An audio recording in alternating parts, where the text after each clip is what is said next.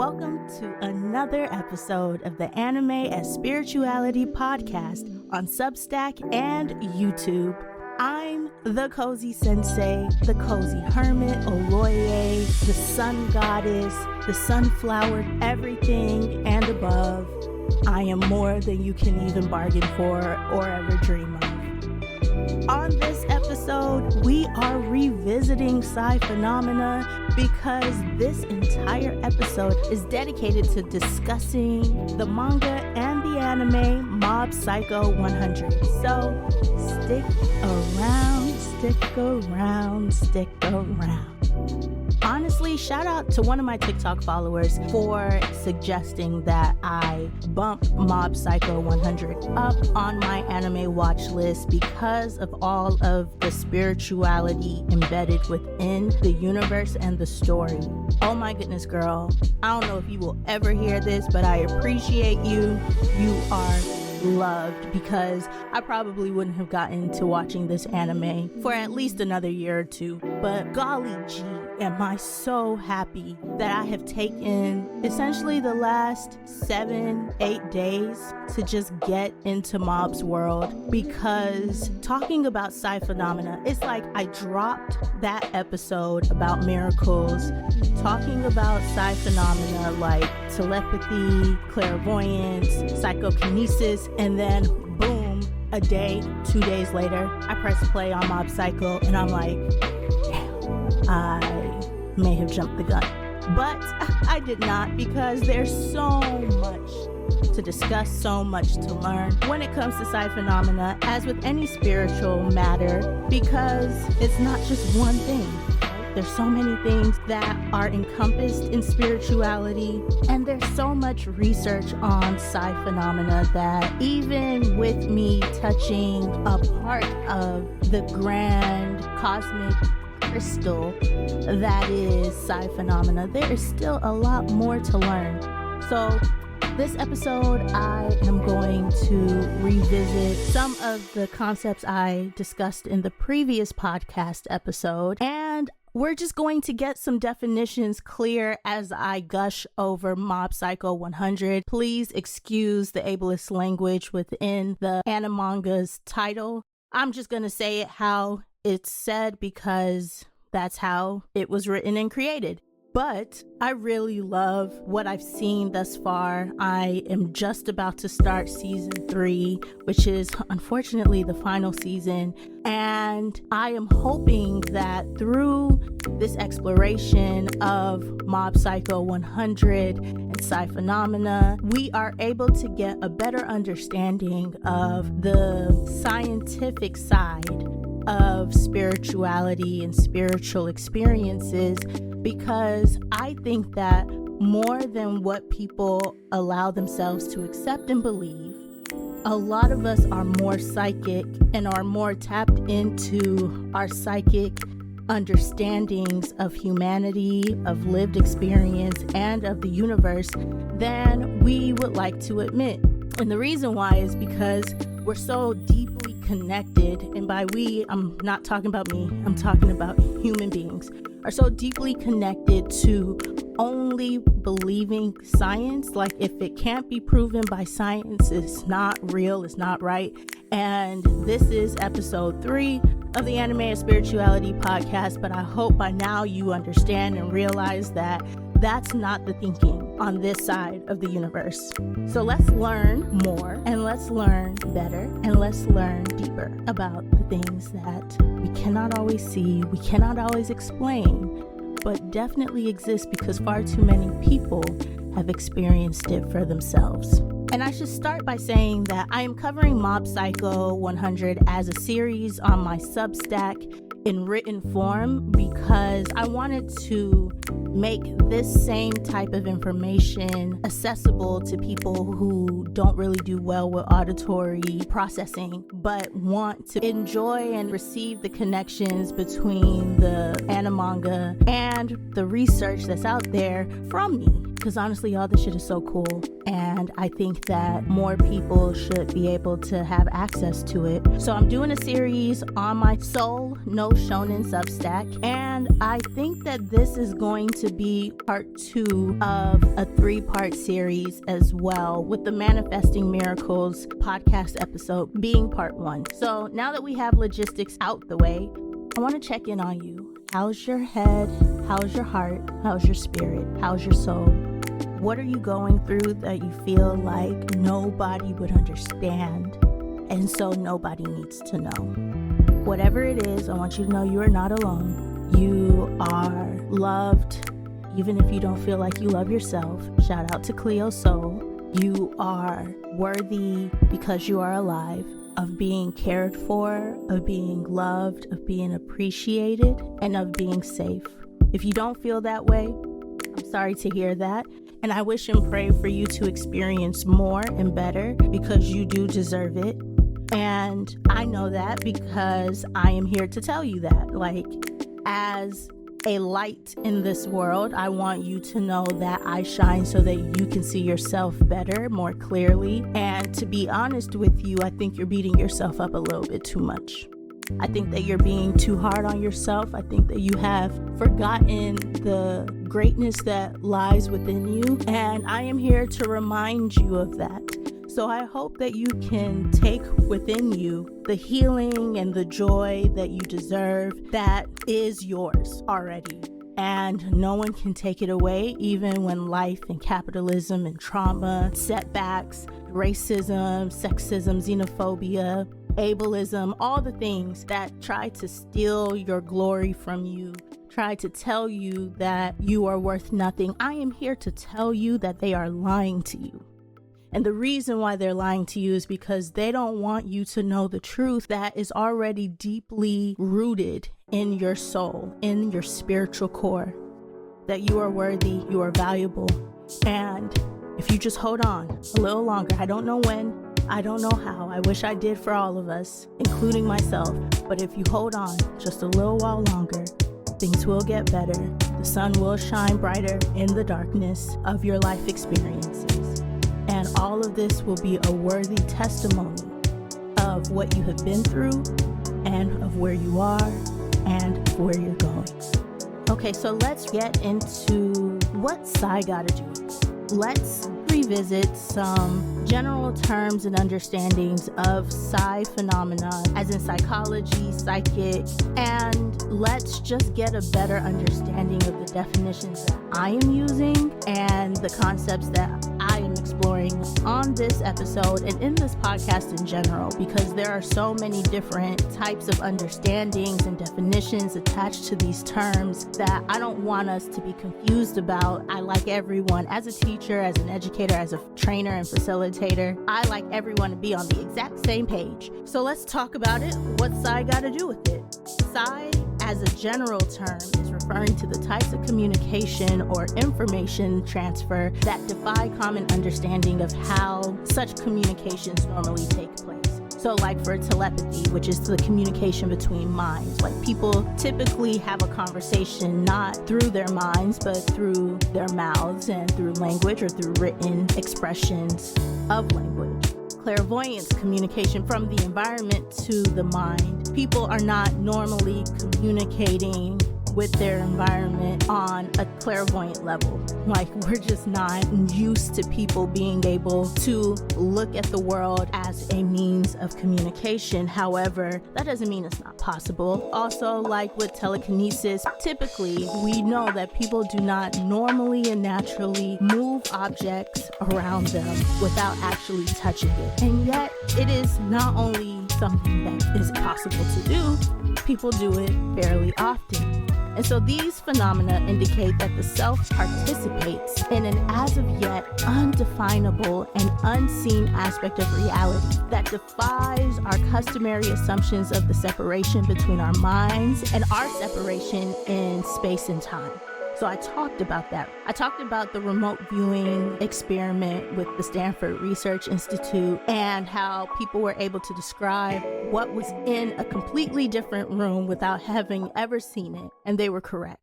These types of studies and experiments illuminate aspects of the intersubjective space shared by people and shared by our environment all around us.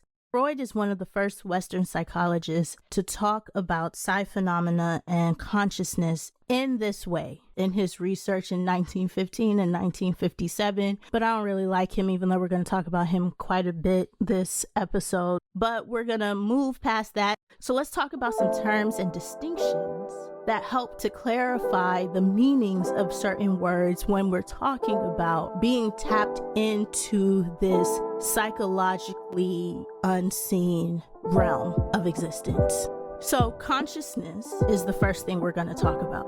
Consciousness refers to the process by which we engage in the perception, reception, creation, and or contemplation of aspects of reality, either seen or unseen. It encompasses both conscious and unconscious mental processes.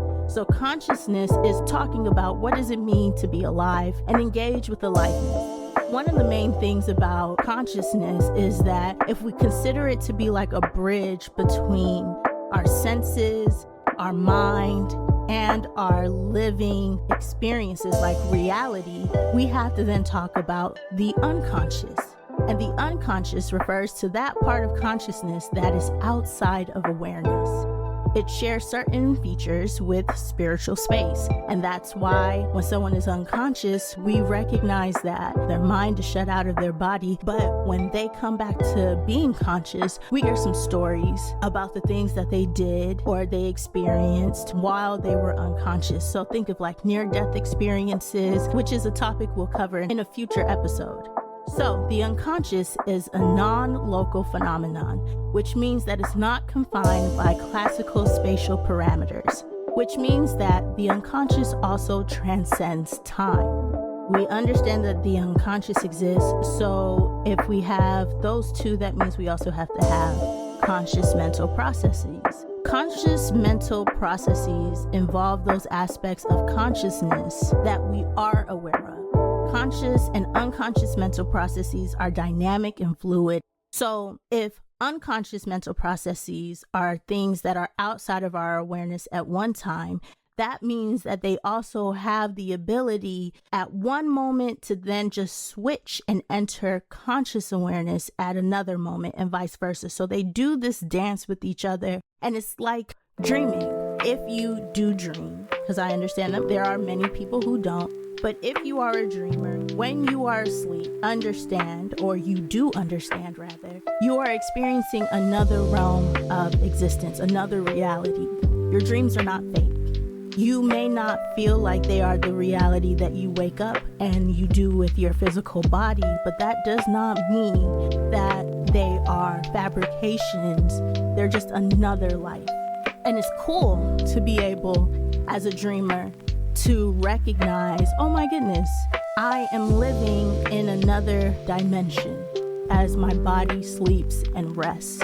And even as my brain rests, right? My brain is processing all the time because I am alive and I'm functioning in a conscious and coherent way. And I'm very grateful to be cognizant of my mental processes. When I go to sleep, I am entering a different realm of consciousness. And in a way, I am unconscious to that entering. And then when I wake up, I am doing the exact same thing. There is the mental, the spiritual, the dream version of me who goes to sleep as my body and my eyes wake up. And I live this everyday life. And this conscious and unconscious dance that I do every single day, and I've done every single day for the past 34 years, shows up as this really powerful experience between my consciousness undergoing something that I like to consider to be a spiritual experience. Even the everydayness of life is spiritual when you recognize that one does not have to be conscious for consciousness to be engaged.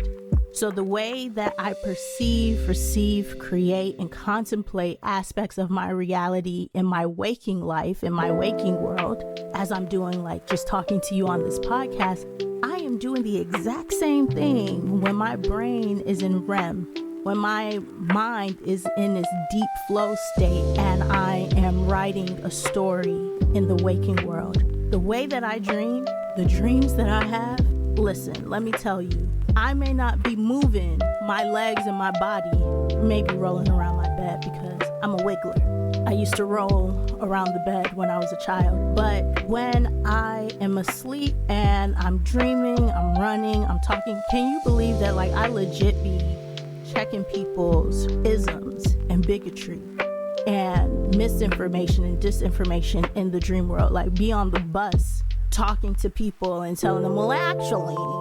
So there's something there to understand, and I want to give you a scientific example of this. A group of scientists came together to demonstrate that patients who have been under deep general anesthesia, as well as patients in full cardiac arrest, have subsequently been able to cite details of conversation or behavior on the part of the members of the surgical team. This indicates that their consciousness had engaged with the environment, even when their conscious mental processes, by all known scientific measurements, of course, were offline. So when you're under general anesthesia, if you've ever been under surgical anesthesia, you will know that it's like the light switch went off, but your soul doesn't go anywhere because you're still alive. Your spirit isn't dipping out on you because you're still alive. So those two aspects are still interacting with your temporal world.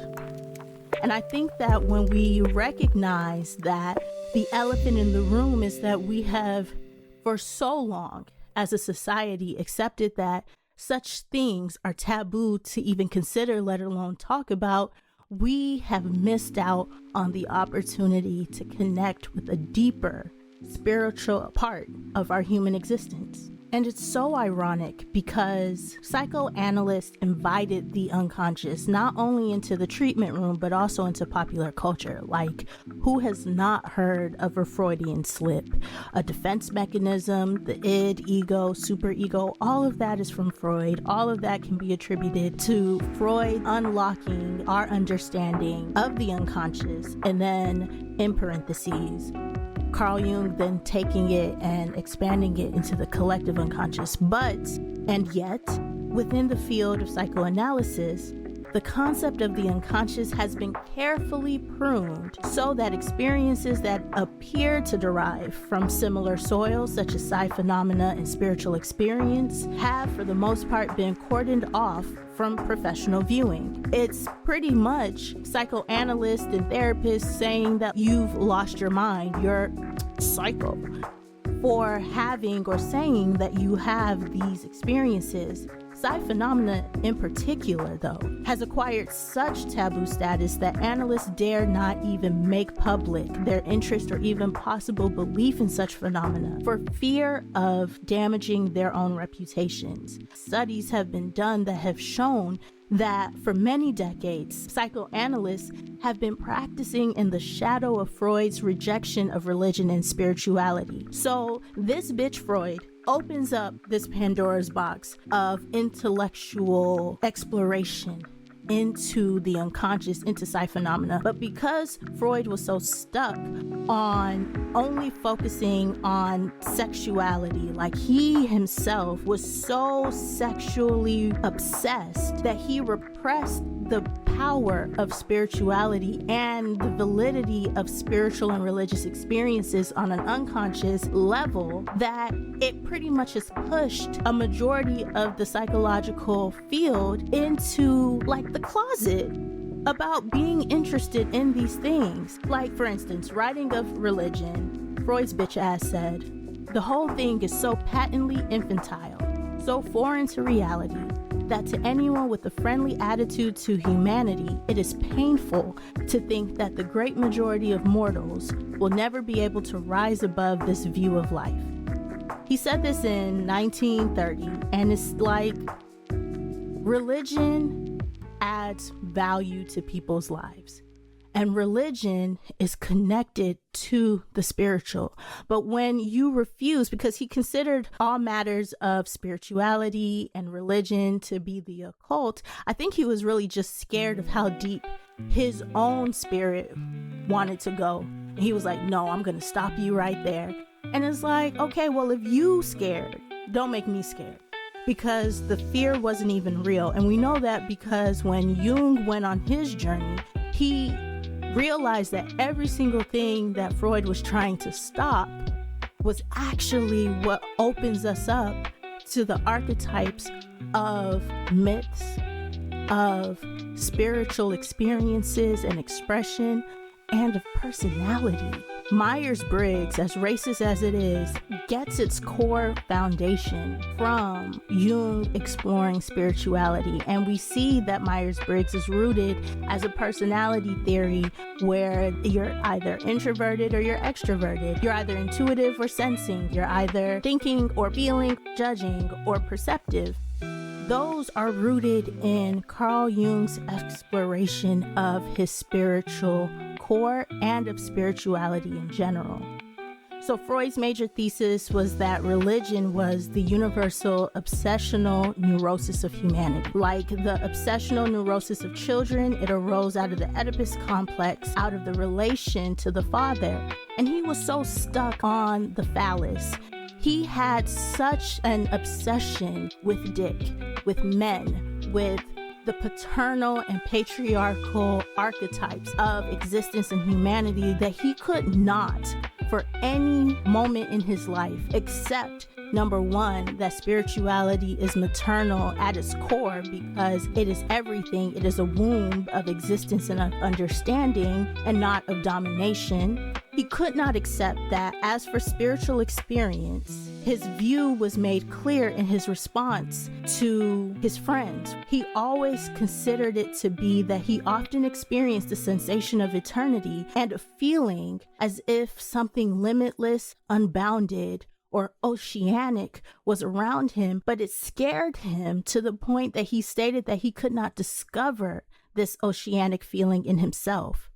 So he felt the block. He recognized on a soulful level that there was this barrier to entry. And so he then extended this internal insecurity and he projected it outward to humanity. He said the idea of men receiving an intimation of their connection with the world around them through an immediate feeling sounds so strange and fits in so badly with the fabric of our psychology that one is justified in attempting to discover a psychoanalytic, that is genetic, derivative of such a feeling. So he was essentially saying, listen, the need to connect on an intimate level with the unseen, the immaterial, the spiritual is so rooted in our understanding of ourselves as human beings that we look for it everywhere. But because he could not grab it, like grab hold of it, touch it, push into it, he rejected it and he forced Jung and all his other disciples, coincidentally, to do the exact same thing. But in recent years, many psychoanalysts have recognized the legitimate space for a patient's religion and spirituality in analytic discourse. And this is so funny because psychoanalyst Roland in 2011 pointed out that the field in general is still uncomfortable with elements of spiritual experience that lie outside of the Judeo-Christian tradition. Also, few who write about spirituality in psychoanalysis consider the contribution that studies of Psi Phenomena can make to understanding the interconnectedness of self and other that is fundamental to both topics. Psi Phenomena, psychoanalysis, and spirituality thrive and are dependent upon interconnectedness of ourselves, other people, and of the world around us. Without it, because nobody exists in a silo, life is not lived in a vacuum, things don't happen out of context of one another. That's not how history is made. That's not how the future is created. We have to understand that an extensive exploration of psychology, psychoanalysis, and spirituality pointedly excludes the subject of paranormal Psi phenomena because of Freud. But it's so funny because Freud was more open to serious considerations of Psi phenomena, particularly telepathy, than he was to religion or spirituality. Though he engaged in a complex dance of approach avoidance regarding the subject, he was clearly fascinated by it and thought that psychoanalysis and telepathy were vitally related. He said, "I should like to point out that by inserting the unconscious between the physical and what has hitherto been regarded as mental, psychoanalysis has prepared the way for the acceptance of such processes as telepathy. If one gets used to the idea of telepathy, one can account for a great deal by means of telepathy as a peek into our reality." So it's like he recognized that this was an important part. He even proposed that telepathy was an activity of the unconscious mind. So he recognized there was a spiritual component to this, because he analyzed readings of several fortune tellers, including one that he called a genuine medium. And he suggested that an unconscious wish could be transmitted from one person to another, along with thoughts and factual material related to that wish. So he knew that something was connected when he wrote to an acquaintance, "If I had my life to live over again, I should devote myself to psychical research rather than to psychoanalysis." So he was craving the spiritual. He was craving the Psi phenomena that exists in this invisible spiritual space and realm, but he just couldn't hold on to it long enough to believe. And so this is where Shigeo Kageyama, aka Shige, aka Mob, and Mob Psycho 100 come into play. So Mob is a psychic. He is extremely powerful, the most powerful psychic in his world, even though he is a shy, timid 13-year-old boy in middle school. And he's like an average kid. If anything, he's considered to be mediocre by all physical expressions and accounts of what makes a star student. And we see that because his contrast is his brother, who has everything that a person would want. He has the attractiveness, he has the grades, the athleticism, the popularity. And Ritsu is his brother's name, is like, "I don't want any of this. I don't care about any of this. I have seen true power because my older brother is a psychic and I have seen what his psychic abilities can do. So I recognize that there is spiritual power that trumps all of this physical power and prowess. And that's what I want." Because Mob is one of many people in the Mob Psycho 100 universe called Espers, ESP. And ESP is an acrostic for extrasensory perception. So this taps directly into the Psi Phenomena genre that we're talking about. This is the exact same thing. ESP is Psi Phenomena. So extrasensory perception means that we are moving beyond what the physical senses and body can experience, and we're tapping into seeing beyond the veil. In the next episode, I am really going to detail Shige's entire character development because it really does need its own episode, and I don't want to make this podcast episode too long because it has been pretty long and I still felt like I needed to lay the groundwork of why he as a character is so special, especially within shonen and manga. So while I'm talking about him and you're probably like, well, what makes him so special? I encourage you to just go watch to see, because there are a lot of character development themes within Mob Psycho 100 that are so important to human experience. And that's why anime as experience is an important school of thought for me, because if you want to see yourself learn and grow on a spiritual and a physical level, and by physical I really mean like the relational spirituality of our interactions with other people, with the people in our lives and in our world, I think Mob Psycho does a really great job of humbling a lot of us. And if you've ever felt like you weren't special Mob Psycho is for you. If you ever felt like you were the main character of everyone's story and not just your own, Mob Psycho is for you. So we're going to get into that. But before we do, I want to tell you why this matters so much to me and why I connect so deeply and relate so much to a 13-year-old mediocre yet spiritually powerful middle school boy. Even though I am absolutely none of the above, except for spiritually powerful. Much like Shigeo, much like Mob, I am a psychic. It is one of my spiritual gifts. And let me just put this disclaimer first. Everything I'm about to share is personal and intimate and true. It is not a brag when it is the truth. So my aura shines brighter than the average person. Like, I walk in a room and I might feel overwhelmed, insecure, but the people around me feel intimidated, inspired, and look to me in awe. And unbeknownst to the people who interact with me or are intimately in my life, I have often used my psychic abilities to help them. This is why I am a great advisor to those who know me and who meet me. It is the reason why I have been a mentor and a counselor and a guide and a coach to so many people. My family wouldn't use the word psychic, but they definitely know that I am spiritually attuned.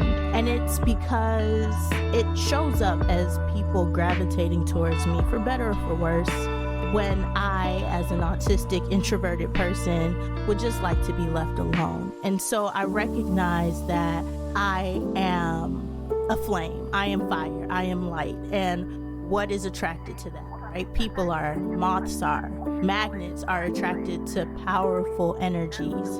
And because of that, I am often overwhelmed. I think that the interrelated connections between my autism and my spiritual gifts are a Venn diagram that's a full circle. So for instance, my birth chart in astrology is essentially the exact same, no matter what astrology system you're using, whether you're using traditional, whole sign, Vedic, tropical, sidereal, those are all synonymous. It's pretty much the same thing with the exception of my Jupiter and my Venus moving from the 9th house into the 8th house. Other than that, I'm smack the same. So what does that mean? What that means is that in my past life, I was essentially a more refined version of who I am right now. And I know that because my signs are concentrated in the 9th house. And even if we think about my Jupiter and Venus in the 8th house, it still connotes what I'm about to say. So in my past life, I know because my 9th house in Leo is so concentrated with the traits of the guru, of the spiritual leader, the religious leader, the professor, the teacher, and that's who I am in this life. But in my past life, I know that because of that Leo placement, I was treated like a god. And I know that because of the way that people respond to me in this life, that energy didn't just plop down when I was born. It's been with me. And I see the way people look to me and come to me in this life for prayer, for attention, and how when I pray for people, their prayers are answered.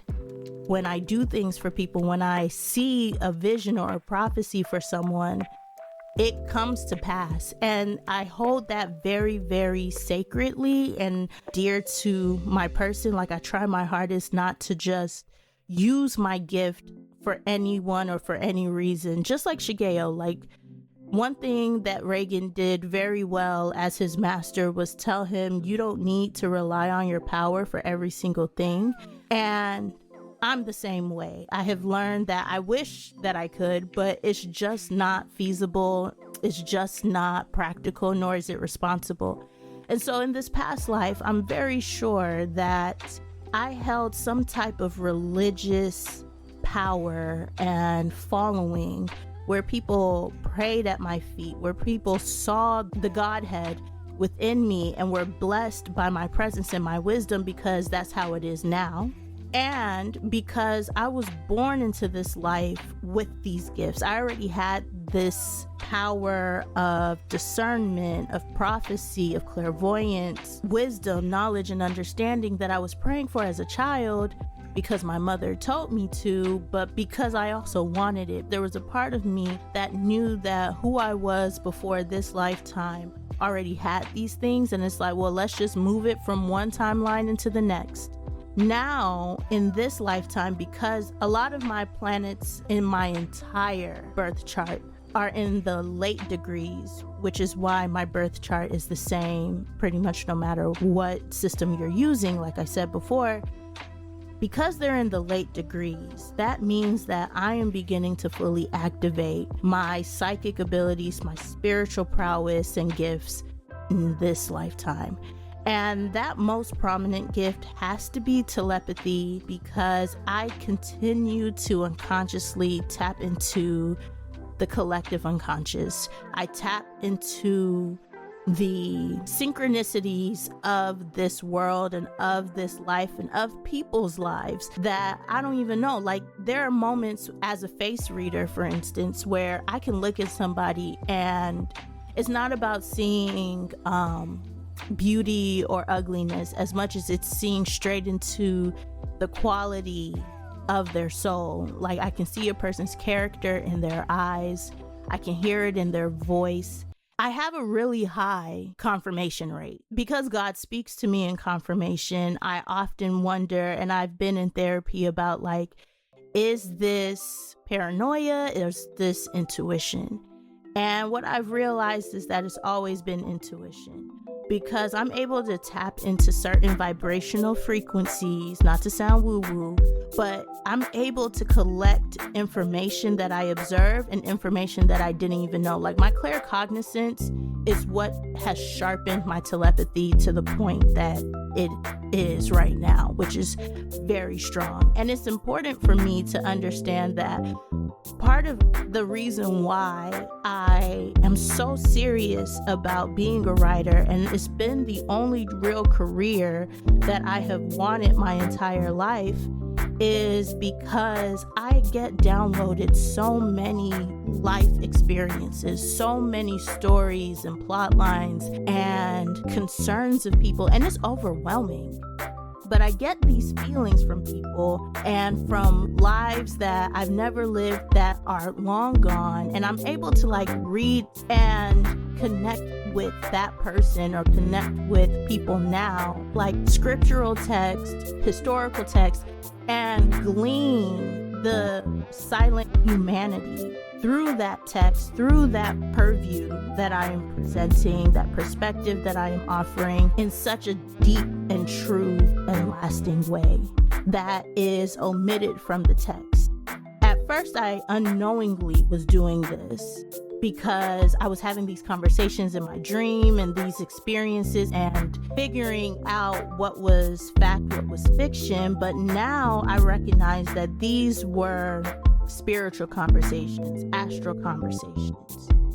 I can connect with people on a deep spiritual telepathic level to where I can essentially tell who's going to be in my life, whether they're aware of it or not, which is why I don't abuse it. I know if we're meant to be in each other's lives. I'm not saying forever, I'm just saying for now. And that's been something that has brought a lot of loneliness, isolation, confusion, and struggles with belonging, because when you know what someone is not yet aware of, you have to wait on them to catch up. And a lot of times, because I already know that, like, you're supposed to be in my life, when you're in my life, I'm just riding the wave. But the problem is that the wave that I ride is so gnarly, is so massive, that when people come into it, if they're not prepared, they crash out, or they think that I expect more from their surf. I don't know why this is taking a water metaphor, but probably because the collective unconscious is an ocean and the spirit of God moves and lives like water. But they crash out, and they often feel like I want or I'm expecting more from them than I have ever voiced or vocalized, or even really thought through myself, because part of my gift is accepting people as they are. Yeah, I desire intimacy. Oh my goodness, yes. I desire depth in my relationships, but the way that I seek depth and connect with so many different beings, from plants to animals to humans to spirits and energies across dimensions and timelines, is by being present to their reality, to the fact, and like acknowledging them, right? Like not ignoring the fact that they truly are what they say that they are, and honoring the sentience and the humanity and the personhood and the godness within them. So that's just a little bit about me, and how, as I was watching Mob Psycho 100, I was like, damn, not only do I resonate with Shigeo Kageyama's loneliness and the way he has muted his emotional expressions, although I have definitely not done that in the same way. Like, I know there's a cap, I know there's a lid on what I am able to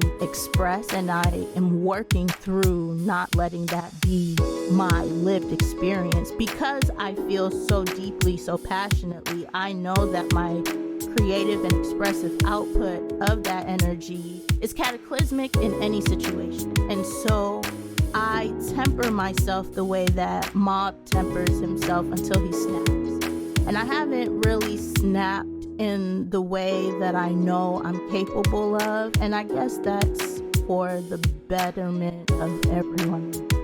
But as I watched him go through his character development, I realized that I was watching myself on screen, because there's this level of loneliness when people see your gift, are able to recognize it, but aren't able to enact that same quality of power. So they might want to use it, abuse it, or shun you for it.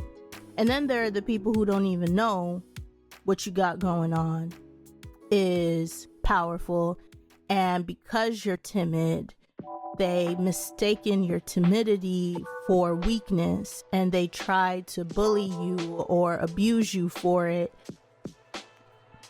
There's a lot of loneliness and sadness within that, because it's like, one of my favorite things about Mob is that when he's really about to let off on someone's ass, like when he's about to whip someone's senses and psyche to oblivion, he cries. And he cries because he's like, I really don't want to violate you the way I'm about to, but you have forced me, like you have left me with no other choice.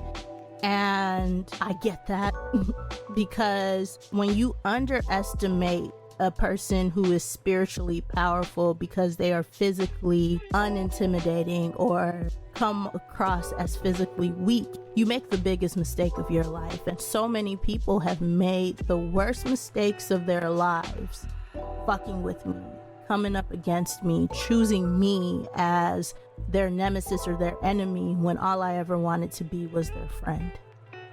So I now understand why I was using the water and ocean metaphor earlier. And it's because the oracle card for this episode focused on it. And I pull the oracle cards after I do everything else, because I don't want to be moved by anything but the spirit of God. And look at that, God and the spirit of my ancestors showed up, because we are in the Temple of Warriors for the African Goddess Rising Oracle deck by Abiola Abrams. I pulled card 13 in the Temple of Warriors, which is Oya. As a Nigerian person, I'm indigenously Yoruba. As a Yoruba person, Oya is the goddess of storms. Her element is water, and she wields her powerful sword of truth. Oya is the Yoruba goddess of storms, wind, and lightning. Storms bring shift, rapid and uncontrollable change, and at times, chaos. Oya's guidance is the winds of change are in motion. Into every life a little rain must fall. Personal storms clear away the old. Sometimes, change moves slowly. At other times, change is swift. Her embodiment message is, what would you like to change? If you are not actively changing it, you are choosing it. To make shift happen, focus on what you want. Stop giving energy to what is not working. The biggest thing holding you back is you. If you want people in life to treat you better, you go first. If you attract betrayals, stress, and strife, the common denominator is you. Beating yourself up is self-harm. Feel your feelings, honor your journey, and tell yourself the truth and practice self-compassion. Her goddess declaration is, I make shift happen. And I just want to say what this means in the grand scheme and context of this episode is that you are very, very powerful. You are spiritually powerful. You are able to manifest many things, and you do that by honing your spiritual gifts. Know that you can create a world, even within the oppression and subjugation of society. You can still create a world for yourself where you and your agency get to make and have the final say. So I wish the best for you. And I want you to know that you are missing out on the fullness of your greatness by not tapping into your psychic and spiritual abilities and gifts. Everyone doesn't have the same gift. Everyone doesn't have the same calling, but that doesn't mean that everyone isn't special and unique in their own way. That is the theme of Mob Psycho, and that is what I would like to leave you this episode of the Anime is Spirituality podcast on Substack and YouTube with. Remember, there is nothing stopping you from being who you are except for the oppressors that tell you that you are not worthy of fighting for yourself, and the negative thought patterns that try to prevent you from moving out of the depths of doubt, uncertainty, and regret. But no regrets. Be your best, even on your worst day. Your best is just the version of you that tries anyway. So regardless of what you're going through, know that I'm on your side. I'm your teammate. I'm your Cozy Sensei. I'm rooting for you, especially if you are Black, neurodivergent, queer, woman, femme, all of the above. You got a friend in me. All right, until next time, this is the Cozy Sensei, aka the Cozy Hermit. You can call me Aloye. You can find and follow me on TikTok at the Soul Gospel, THESOL, Gospel, GOSPEL. Follow me on Substack at Soul No Shonen, SOLNOSHONEN. I will continue this Mob Psycho series on Substack next week, and then we'll be back with another episode. All right, until next time.